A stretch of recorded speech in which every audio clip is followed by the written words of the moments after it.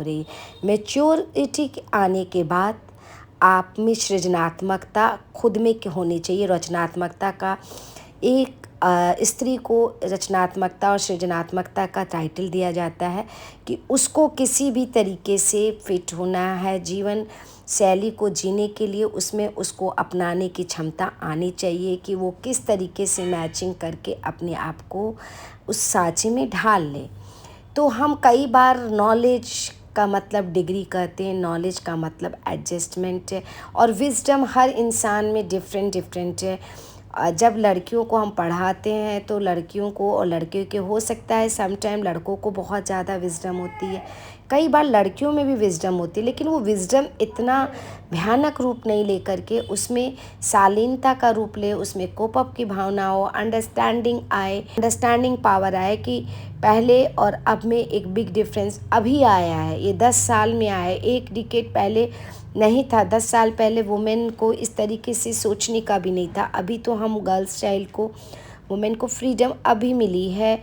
तो ये बहुत ज़्यादा इम्पॉर्टेंट है कि हम जब इन्वायरमेंट चेंज होता है तो हम उसके विचारों में भी काफ़ी तालमेल मिलाने में, क्योंकि जिस फ्रीडम से या ओपन माइंड से लड़कियों को अभी पाला जा रहा है तो वो ओपन माइंड शायद उसे ससुराल में मिले ना मिले, उसको टाइम लगेगा उस इन्वायरमेंट को बनाने में। अगर है तो वेल एंड गुड है, अगर नहीं है ओपन इन्वायरमेंट तो उसको क्रिएट कराना पड़ेगा, उसको वैसा बनाना पड़ेगा, उसको वैसा देना पड़ेगा माहौल, वो खुद उसको क्रिएट करेगी।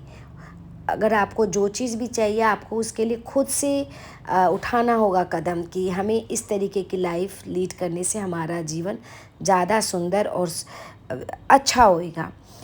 इसके लिए आप अपनी पहचान के लिए कहते हैं लड़कियों को एडजस्टमेंट, लड़कियों को तालमेल मिलाने के लिए प्री ऑक्यूपाई माइंड को 6 months 1 year 2 years before he उसको रिस्पॉन्सिबिलिटीज़ वाले रोल के बारे में बताना होगा कि लड़कियों की कुछ रिस्पॉन्सिबिलिटीज़ होती है, वो रिस्पॉन्सिबिलिटी को तहे दिल से स्वीकार कर कर खुश होकर के काम करें।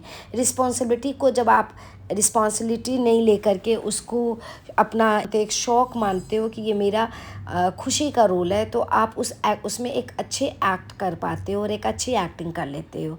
लेकिन जब रिस्पॉन्सिबिलिटी को आप एक जिम्मेदारी और बोझ समझते हो तो आप उसी जिम्मेदारी को कहीं ना कहीं थकान, प्रेशर और एंग्जाइटी फील करती हो, और एंग्जाइटी होने से ही घर का माहौल ख़राब हो जाता है। तो आप उसकी रिस्पॉन्सिबिलिटी के बारे में प्री ऑक्यूपाई माइंड को पहले से फुलफ़िल कीजिए कि आपके अंदर अभी आप अपनी लाइफ को इंडिपेंडेंट जी ले रहे हो, लेकिन बाद में जब शादी होने के बाद आपकी लाइफ इंडिपेंडेंसी ख़त्म होती है, आप एक रिस्पॉन्सिबल पर्सन होते हो, आपके ऊपर इतने लोगों की जिम्मेदारी है और आप उसको किस तरीके से लेकर के अपनी लाइफ को लीडर बनते हो और अपने लिए खुशमय जीवन बनाते हो, ये बहुत इम्पॉर्टेंट है।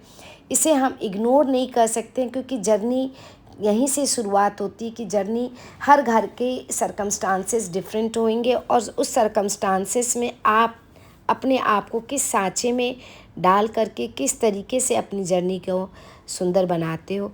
जर्नी लगाव और जुड़ाव है, और अब ज़रा भी हम बाधा देखते हैं, ऑब्स्टिकल देखे लाइफ में, जैसे ही ऑब्स्टिकल देखे हम उसको बर्डन समझने लगते हैं। जबकि मैं एक बात बोलती हूँ, आप ऑब्स्टिकल को अपॉर्चुनिटी लीजिए, एक अवसर का रूप धारण कीजिए, और जब आपको एक रिस्पॉन्सिबिलिटी दी जाए तो आप उसको एक बहुत प्लेज़र फीलिंग लीजिए, आप अंदर एक शौक़ पैदा कीजिए कि मुझे ऐसा अपॉर्चुनिटी मिला कि मुझे इतनी बड़ी रिस्पॉन्सिबिलिटी दी गई।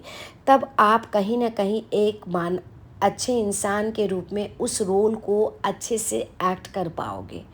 तो ये जुनून और इस एक्ट में इस तरीके से लेने का तरीका बहुत डिफरेंट है, क्योंकि माइग्रेशन वुमेन का होता है, लड़कियों का होता है, और उसको उस तरीके से इन्वायरमेंट में प्री ऑक्यूपाई माइंड को एवरी टाइम, जैसे हम बच्चे को पढ़ने के लिए नोक करते हैं वैसे हम उनकी रिस्पॉन्सिबिलिटी और ऑब्स्टिकल रिस्पॉन्सिबिलिटी को आप अपॉर्चुनिटी को बना के दीजिए, उसको बोलिए एक आपका अवसर है, एक शौक़ है ये, और अवसर के रूप में आप कोई भी चीज़ को लेते हो तो आप बहुत ज़्यादा उस लाइफ को अच्छे से लीड कर पाते हो।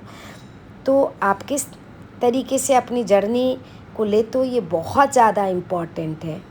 आपको एक जीता जागता एक किचन का छोटा सा एग्जांपल दिखाती हूँ कि आपके किचन में 2 डब्बे हैं, एक चीनी के और नमक के। जब तक आप टेस्ट बड पर रखते नहीं हो और आपको शुगर का टेस्ट का पता नहीं चलता है और सॉल्ट रखते हो, तब आपको सॉल्ट का, नमकीन और मीठा का पता चलता है। उसी तरीके से आपकी शादी से पहले की लाइफ थ्योरेटिकल लाइफ होती है और शादी के बाद की life he reality of life होती है और प्रैक्टिकल लाइफ होती है। और हम उस प्रैक्टिकल लाइफ को बाधा समझते हैं, ऑब्स्टिकल समझ रहे हैं, लेकिन उसको अपॉर्चुनिटी और अवसर के रूप में, उसको एक लीडिंग लाइफ के रूप में लीड कीजिए, तो आप में एक हैप्पीनेस आएगा। क्योंकि जब नमक और चीनी का टेस्ट डिफरेंट है, तो उसी तरीके से हमारा इन्वायरमेंट चेंज हुआ, हमको सेम सर्कमस्टांसेस, सेम इन्वायरमेंट के लोग नहीं मिलेंगे। आपका इन्वायरमेंट चेंज होता है, मतलब क्लाइमेट भी चेंज है, इन्वायरमेंट भी चेंज है और टेस्ट भी चेंज है। आपको वहाँ जा कर के आपको अपना टेस्ट डेवलप करना है उनके साथ। तो ये कोप अप करने में थोड़ा टाइम ज़रूर लगता है और इसमें हो सकता है कि 2 साल लगे, 5 साल लगे, 7 साल लगे। टाइम लगने में, क्योंकि अब जितने ज़्यादा बड़े मैच्योर में शादी हो रही है, उतना लेट अंडरस्टैंडिंग पावर आ रहा है, एक दूसरे को समझने का पावर आ रहा है।